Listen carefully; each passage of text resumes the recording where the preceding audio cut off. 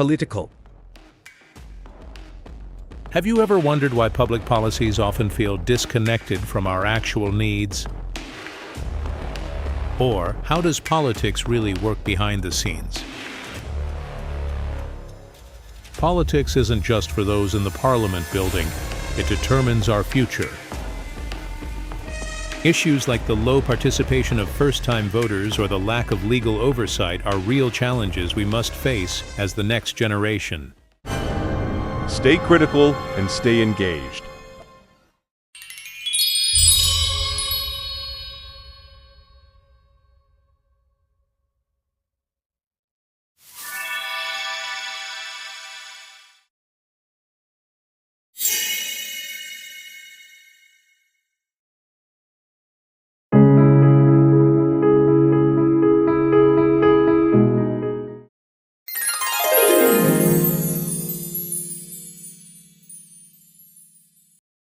Assalamualaikum warahmatullahi wabarakatuh. First of all, let us praise and thank the Almighty Allah Subhanahu wa Ta'ala for His blessing, so we can gather here in good health. Salawat and greeting are also delivered to our Prophet Muhammad Sallallahu Alaihi Wasallam.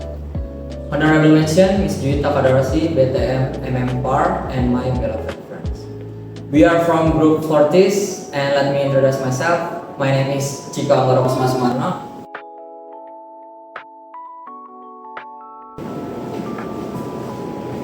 My name is Siva Zahra.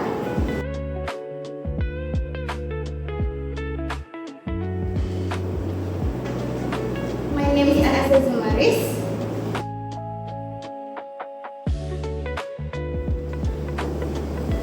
My name is Dira Mariana.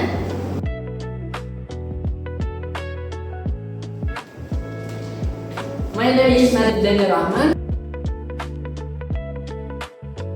And this is our yell. Let's go! Are you ready? Ready! Who are we? F I. S We are Fortis.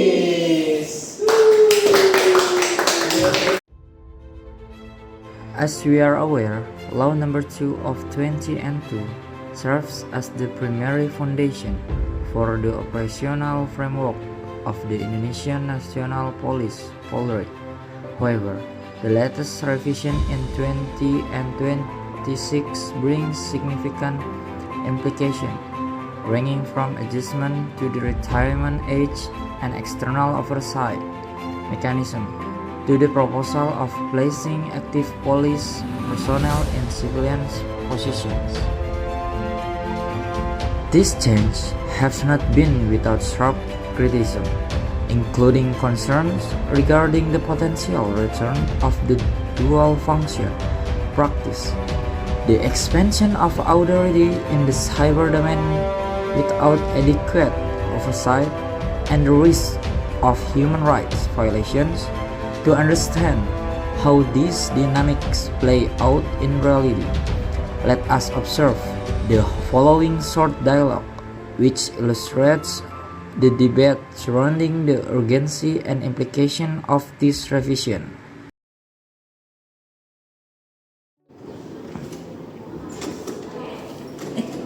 Wake up! Wait up!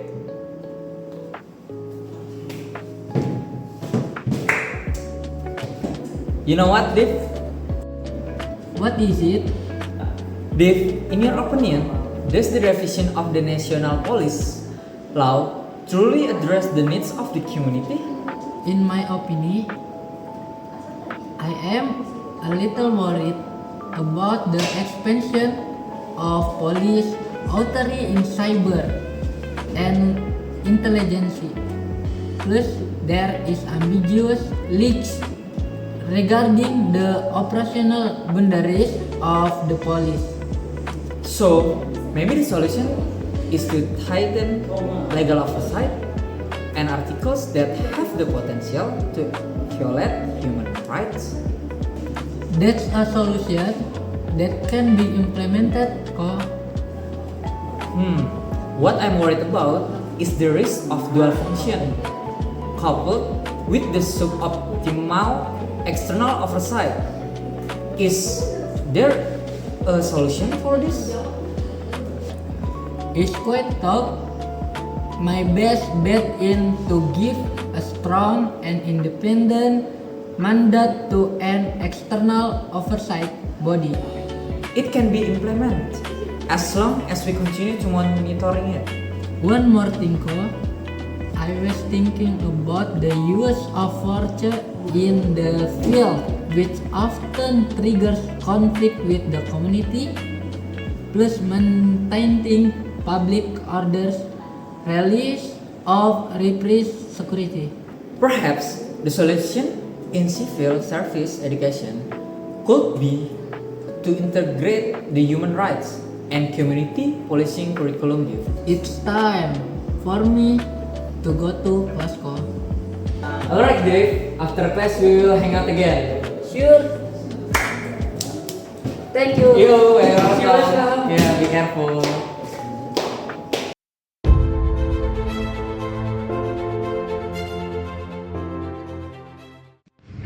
Political dynasty in Indonesia, the case of Joko Widodo family.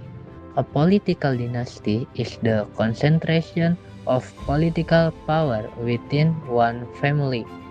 It may reduce political competition and limit opportunity for new leaders. In Indonesia, the involvement of President Joko Widodo family in politics has sparked debate over whether it is a normal democracy process or a political dynasty.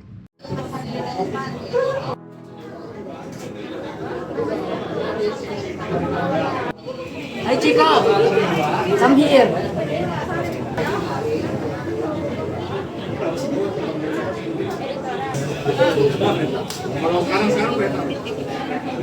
Have you heard today's news?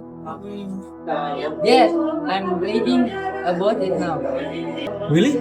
What is the news about? It is about policy in Indonesia, especially the discussion about Joko Widodo family.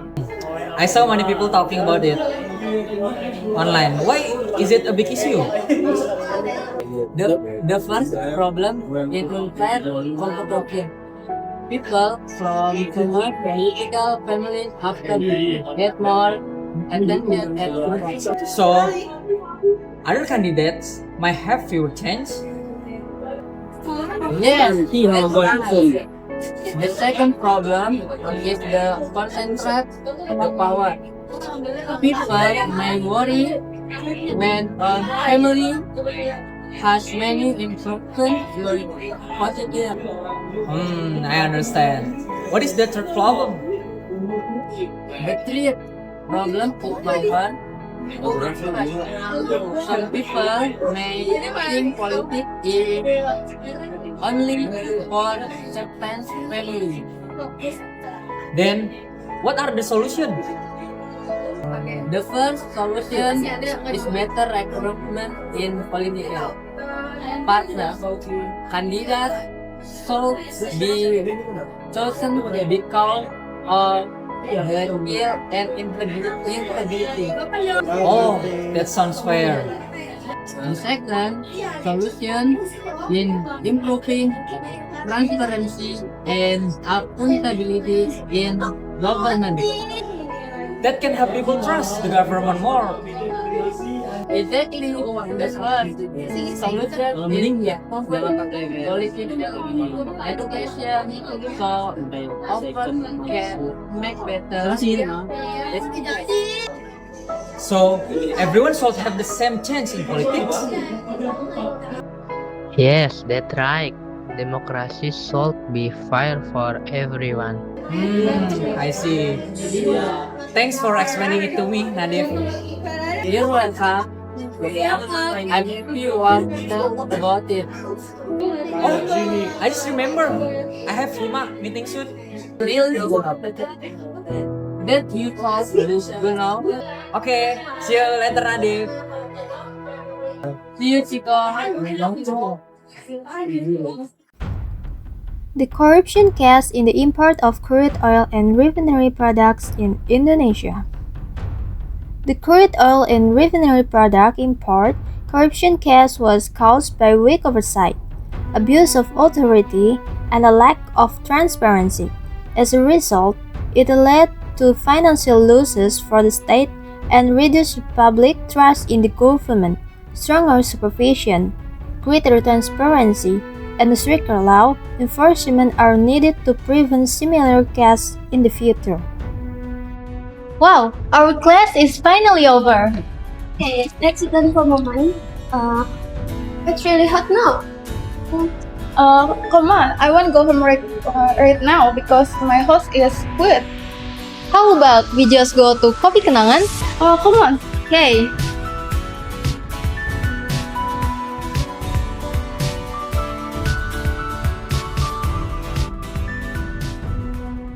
All talking about politics is currently trending, right? Okay, my social media is also full constant political content. Okay, let's discuss it. I'm going to discuss a corruption case in Indonesia involving the import of crude oil-related petroleum production. Wow, is that the case was widely reported in the news? Yes, that's right. In your opinion, what caused that case to happen? One of the causes was weak supervision during the import on the procurement process. Oh, so there were because the supervision was strict now? Yes, that's why misconduct became easier to occur. Besides that, were there any other cause? Yes, some parties allegedly abused their authority for personal or group interests. Wow, that's terrible if it really happened. That's right. Abuse of authority can cause hard losses to the country. So, what the last cause? The lack of transparency in the decision making and the budget management. Oh, so it was difficult for the public to know the process and how the funds were used. Exactly. In the case, what solution can be implemented? One solution is to improve supervision and make the audit system more effective. Well, that makes sense. The problems can be detected more quickly that way. That's right. So the potential for misconduct can be minimized. Besides that, are there any other solutions? The government needs to make the procurement and management process more transparent. Great. That's why the public and also participation is oversight. That's right. Transparency can increase accountability. So, what the final solution? Stricter law enforcement and harsher penalties for corruptors. Wow, hopefully it can have direct effect. Yes, so similar case will not happen again. So, the point is that supervision, transparency, and law enforcement must be strong. Absolutely. Those three things are very important to reduce corruption. Hopefully, cases like this will not happen again in the future. Low participation of first-time voters in general election.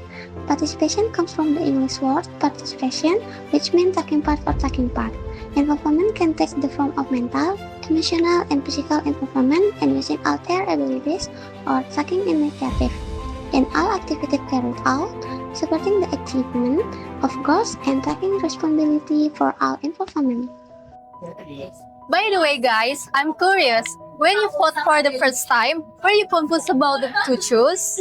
Yes, there was just much information. Me too. I even had a friend who chose not to vote because he said he was too lazy to follow politics. Actually interesting because my topic is also about the issue of first-time voters. Wow, that sounds interesting. What exactly is the issue in the topic? Well, the problem is the many first-time voters who already have the right to voters choose not participation in election. Some also go to polling station without really understanding and the candidate are voting for. Oh, really? Does happen? What are the main cause of problem? From what I know, three the main causes. First, the lack of political education. Many first-time voters do not fully understand the importance of election.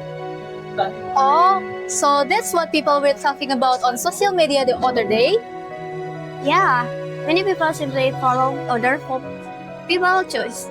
The second cause is low interest in politics because some young people see politics as boring. Honestly, I think political discourse can be pretty overwhelming too. I agree. That's true, but we live in democratic countries. So it's something we need to understand. And lastly, it's easy to be influenced by misinformation. Many first-time voters get hoax from social media. That's true. There seem to be more and more fake news stories in social media every day. So, what are the solutions to those problems? There are also three main solutions. One, improving political education from an early age. Two, organizing engaging awareness program. Three, and providing information on social media in a way that is easy to understand. So, basically, political education, the positive use of social media, and public awareness campaign are really important, right? Exactly. If those three things are implemented well, the participation of first-time voters can increase, and quality of democracy will improve as well. I agree. First-time voters also play an important role in determining the future of the country. Hopefully, more young people will realize the importance of participation in elections in the future.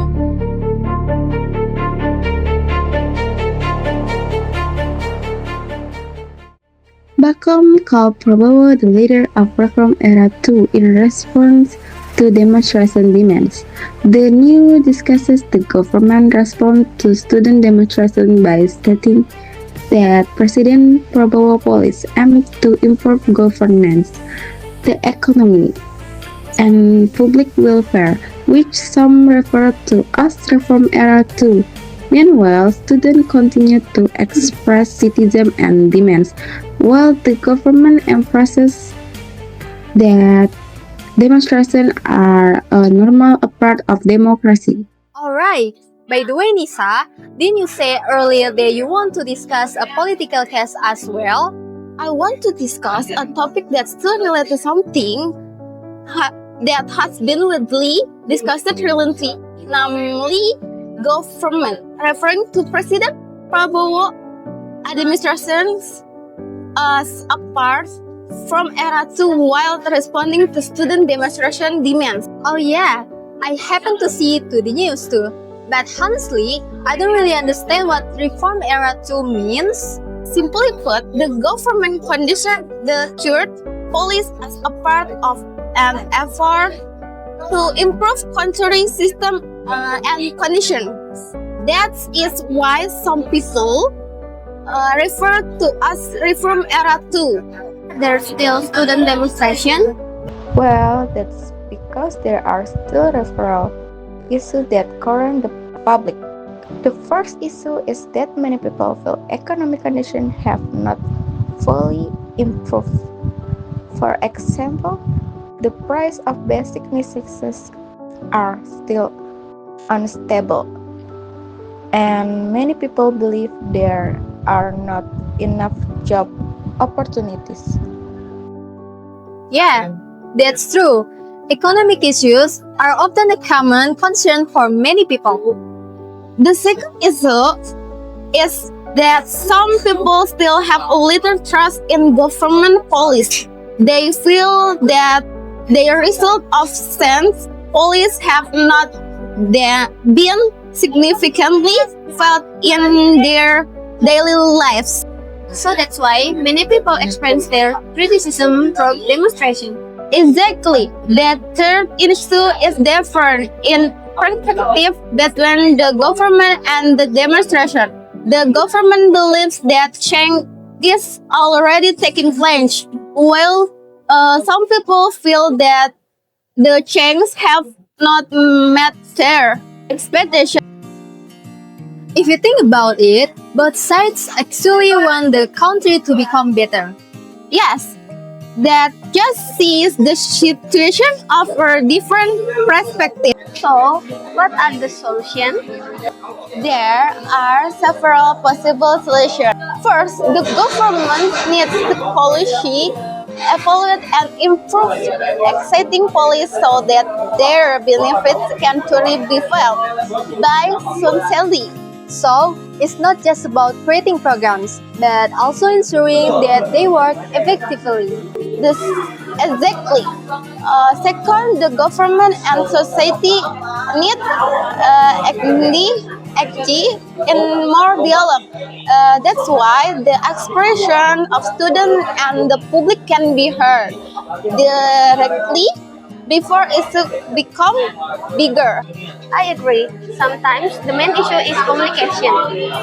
Third, increasing transparency and openness of information. If people understand the goals and outcomes the government policy, they can better understand what the government is doing.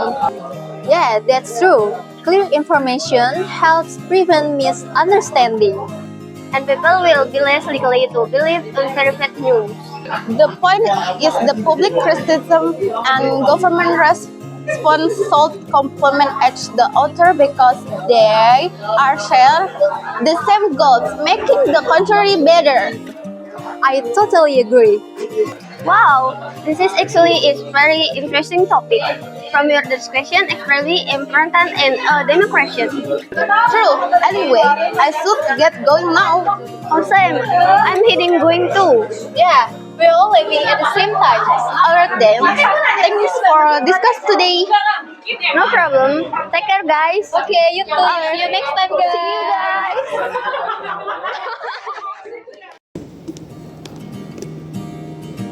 With our discussion today, it is evident that politics in Indonesia is a dynamic and evolving force that significantly impact your daily lives, from the challenge surrounding the revision of the national police law and the issue of political dynasties, to the corruption case in the energy sector and the crucial role of first-time voters in democracy. All of this demand that we, as students, remain critical and engaged. Key to improving our political system lies transparency, rigorous oversight, and active public participation. We have that through this discussion, we have become more aware that our voice and our commitment are valuable assets in shaping a more honest, fair, and transparent government for the future. Thank you.